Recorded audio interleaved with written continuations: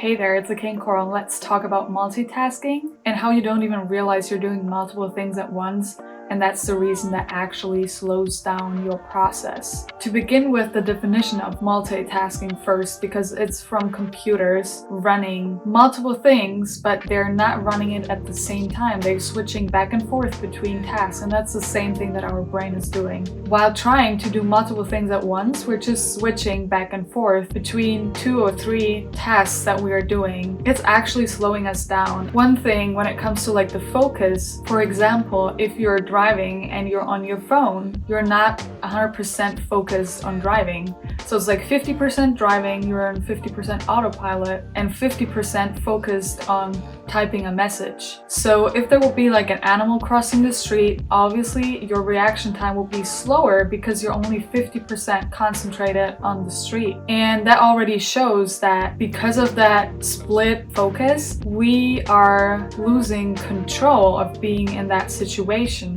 So it reduces our quality in work, if that would be in a work context. Driving, it could cause like an accident happening because we are not focused on driving itself, but also on our phone. And another thing is that there will be an increase in errors that we are doing if we are doing multiple things at once. And to do a reference with work, let's say, because me as a graphic designer, I'm editing a video, I get an email, someone wants something urgently done, it's just something small. Because of that, and I'm going back to my mails to get back into my video editing after I did that small request, it's gonna take some more time because then I need to figure out like where was I cutting, what was the topic. I need to take time to get into my deep workflow, and that's gonna take more time than just sitting there cutting the whole video and then doing another task. And the way to go about it is, in a work context, to mute your mail system, maybe even your telephone, and you're only going to do it at specific times. So for example, you choose to do and work